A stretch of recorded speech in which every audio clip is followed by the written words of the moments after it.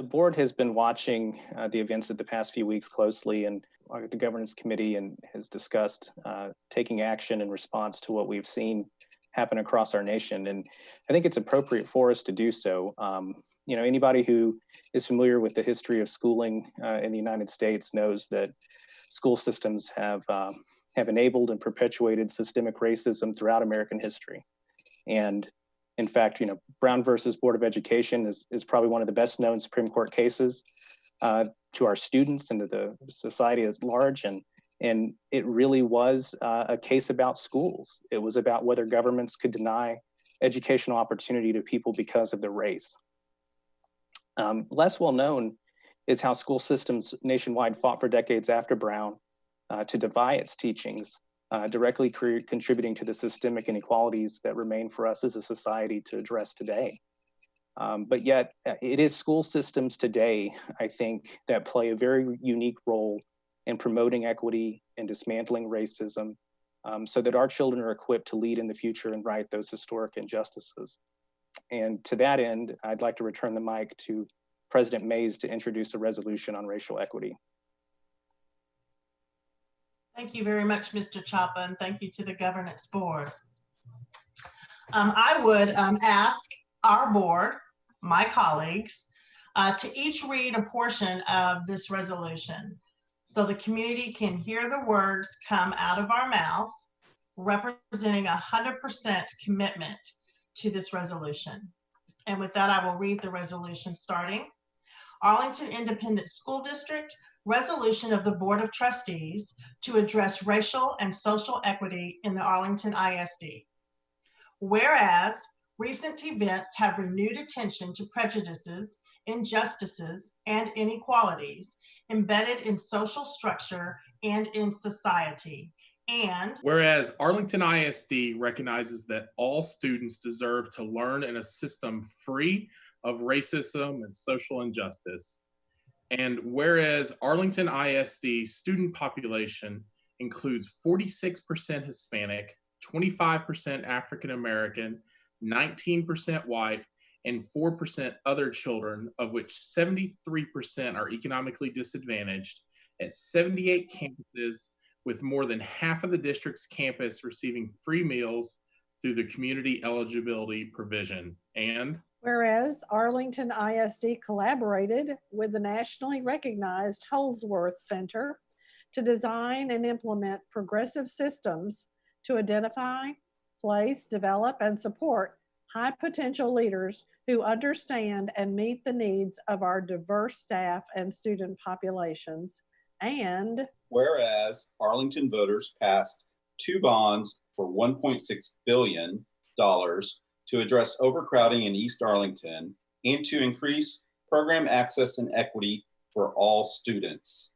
And whereas Arlington ISD has a long-standing partnership with Equal Opportunity Schools to identify and close access and success gaps of underrepresented student populations in advanced academic programming. And whereas Arlington ISD has implemented aggressive measures designed to support equitable student participation in specialized programming, including opportunities at the Dan Diaper Career and Technical Center and 2 early college high schools. And whereas the Board of Trustees has completed equity training with Dr. Pedro Noguera, Professor of Education at the Graduate School of Education and Information Studies and Faculty Director for the Center for the Transformation of Schools at UCLA, who is a critically acclaimed scholar and author of Race, Equity, and Education. And whereas the Board of Trustees recognizes the need to examine racial and social inequities within the district, in particular as it applies to Black students, staff, and communities. And whereas the Board of Trustees supports the district in embedding a strategic focus on the fair treatment of Black students and staff while promoting their academic and social success within Arlington ISD's curriculum and culture. Now, therefore, be it resolved that the Arlington ISD Board of Trustees calls upon the district to conduct a comprehensive examination of its culture, curriculum, instruction, and internal systems, and to strengthen, improve, and modify our institution as needed to ensure racial and social equity and to remedy systemic bias and racism. Adopted this 11th day of June 2020 by the Board of Trustees. Do I have a motion? Okay. I have a motion by Dr. Reich. Do I have a second? I'll second. A second by Ms. Fowler. What are our next steps? And so, Mr. Hogg, to your question specifically, this is, as it states, an examination of our entire system, curriculum, instruction, culture, and systems that within our system work for the promotion of students and staff. And that examination is one that is a thoughtful process. And so we would begin this work, Mr. Hogg and board, with listening. And over these past weeks, that's something that I've reinforced, because listening is very important. All the answers do not exist today, and we know that.